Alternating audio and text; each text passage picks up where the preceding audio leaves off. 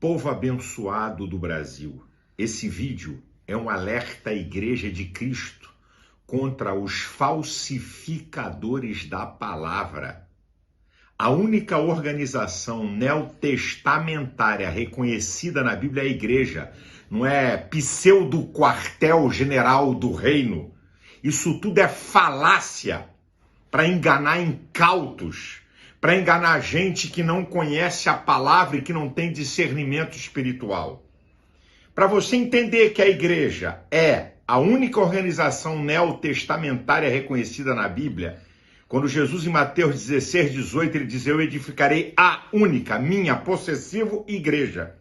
A igreja é de Jesus. Ele criou princípios para a igreja se movimentar e se estabelecer na terra. Ele cria as autoridades da igreja, os ministérios, que são as autoridades da igreja. Efésios 4:11 diz lá que ele deu à igreja uns, não deu tudo para um, deu uns para apóstolos, pastores, profetas, evangelistas e doutores, querendo o aperfeiçoamento, dos santos para a edificação da obra de Deus. E ele vai mostrar que a autoridade máxima na igreja é o pastor. Hebreus capítulo 13, versículo 7 e 17 diz: lembrai-vos dos vossos pastores, que vos falaram a palavra da verdade, a fé do quais imitai, atentando para toda a vossa maneira de viver. O exemplo máximo do pastor é a fé. E no versículo 17 diz: obedecei e sujeitai-vos a vossos pastores. Não é um pseudo general do reino. Isso aqui é Bíblia. Isso aqui é evangelho. Isso aqui é a igreja. Estabeleceu diáconos, tá? Para poder administrar a igreja, para que as autoridades espirituais ficassem na oração e na palavra. Atos capítulo 6. Não existe vida espiritual fora da igreja. Quando Paulo, em 1 Coríntios, capítulo 12, a partir do versículo 12, compara a igreja a um corpo, o que é corpo? Conjunto de membros interdependentes. Fora do corpo não há vida. Fora da igreja não há vida espiritual. E Paulo mostra que todos são importantes no corpo. Agora, não existe igreja online, não existe igreja em núcleos, existe a igreja com a autoridade ministerial que pode delegar a autoridade a outros. As 7 cartas escritas no livro do Apocalipse às igrejas foram dirigidas aos pastores. Não foi a diáconos, nem coach, nem a nada, não.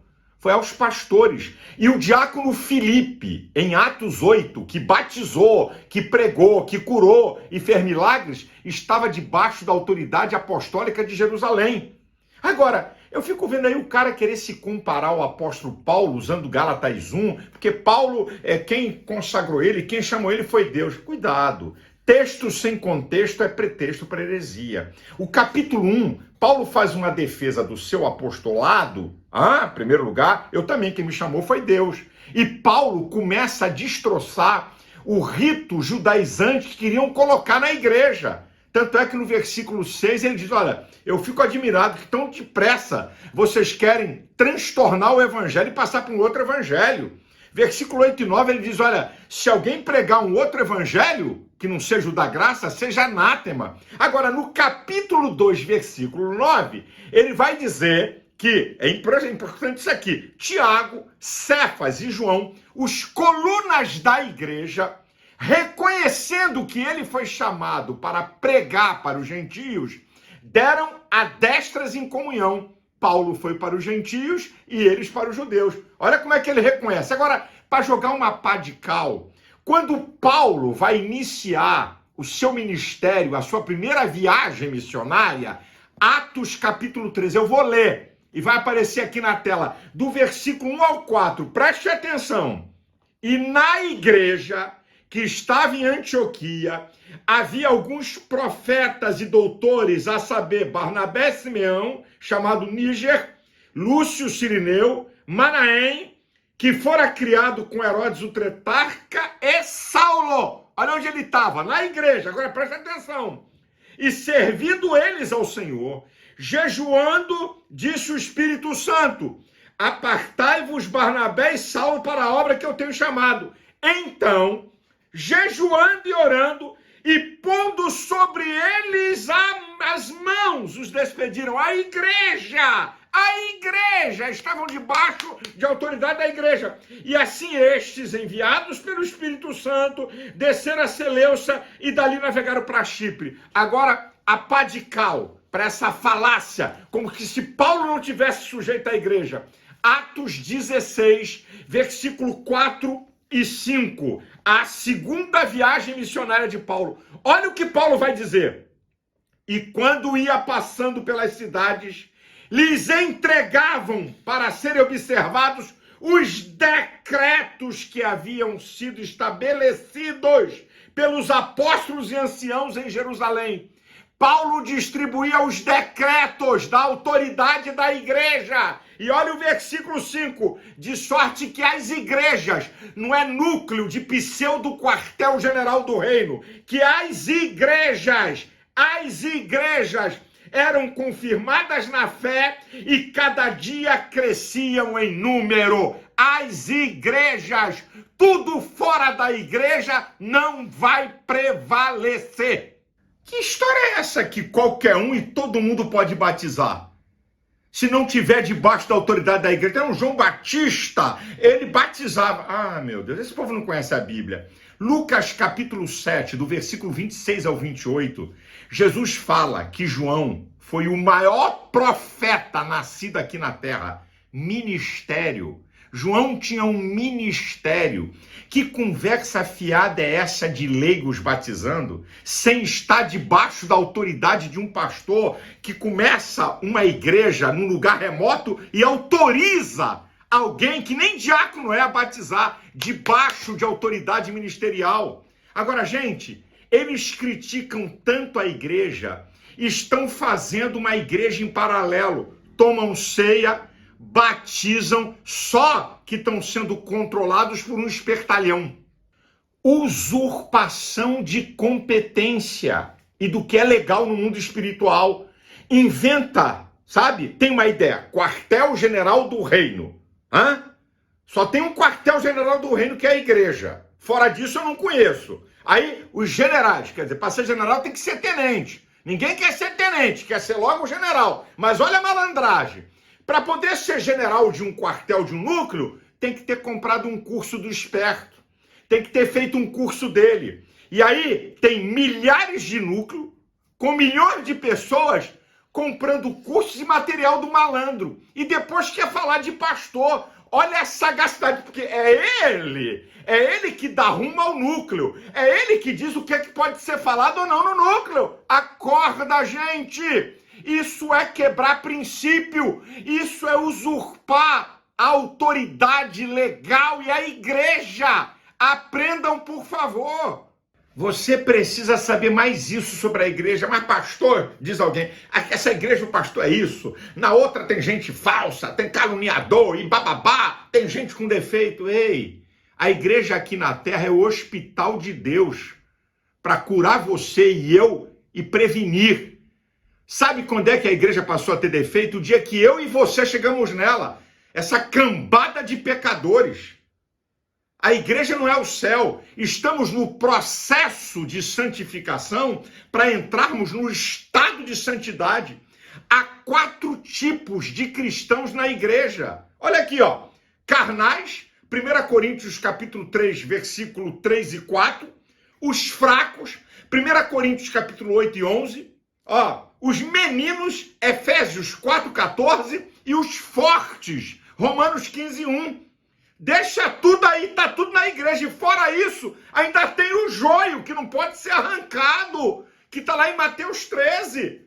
Isso é a igreja, gente. Que perfeição é essa? Agora, olha a jogada. Os núcleos nunca podem ser na igreja. O pseudo quartel-general do reino nunca pode ser na igreja. Claro, é paralelo.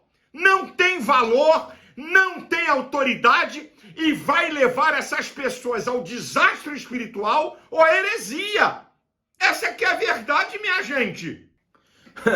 Olha a heresia que o pseudo-general comandante dos quartéis do reino fala, que o templo não tem valor. Claro, o templo não tem valor porque os núcleos é que tem valor. Olha a malandragem, mas eu vou destroçar isso. Jesus, na sua vida terrena, no seu ministério, ele ensinava onde? Nos templos e sinagogas. João 18, 20, Lucas 21, 37. Agora vamos embora. Não, mas depois da descida do Espírito Santo, nós somos o templo. Vou destroçar isso. Em Atos 3, onde é que Pedro e João subiam? Se o templo não tinha valor, como é que eles foram orar no templo? Agora vamos a Paulo.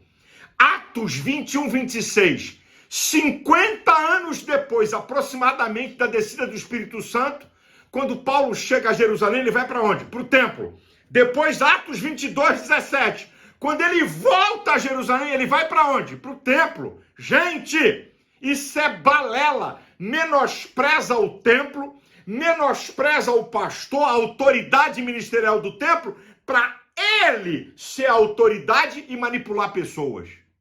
Vamos então à conclusão, e eu quero falar mais uma vez para você entender, porque é muito importante. Quando Paulo diz em 1 Coríntios 12, 12, que a igreja é comparada a um corpo, conjunto interdependente de membros. Nenhum membro sobrevive fora do corpo. Qualquer membro fora do corpo morre. Por isso que ele está comparando o corpo à igreja. O fígado tem mais de 200 funções. Fora do corpo apodrece. Você fora da igreja morre espiritualmente. É isso aqui que é a coisa mais séria. O diabo trabalha para você ficar fora da igreja. Não estou falando de templo, estou falando do corpo místico de Cristo, que tem um pastor, que tem uma autoridade espiritual. Agora escute isso aqui, gente. Escute isso aqui. Se você tem discernimento espiritual, como está em 1 Coríntios, capítulo 2, a partir do versículo 14, que o espiritual discerne bem tudo porque tem a mente de Cristo, você vai discernir isso que eu estou falando aqui. E se você, segundo Hebreus 5,14, olha o que diz esse texto, que o alimento sólido são para os maduros, os quais, em razão do costume, têm os seus sentidos exercitados, tanto para discernir o que é bem e o que é mal. Só pessoas maduras, exercitadas na palavra, conseguem discernir isso que eu falei. Os incautos, os carnais, os meninos são levados em volta por todo o vento de doutrina. Aprenda, a igreja é de Jesus. Ninguém prevalece contra a igreja. E se alguém tentar se levantar como a igreja, Deus abate, é só aguardar o tempo. Cuidado, para você não se decepcionar na fé, por causa de gente esperta que quer arrancar você da igreja. A igreja vai continuar com a sua marcha triunfante. Que Deus abençoe. Que Deus abençoe cada pastor, cada igreja. Multiforme graça, 1 Pedro 4,10. Diferentes tipos, para poder a graça de Deus se manifesta a diferentes tipos de pessoas. Pertença a uma igreja, tenha um pastor. Que Deus abençoe sua vida, sua família. Deus livre a igreja dessas heresias e desses falsos apóstolos. Deus abençoe a todos.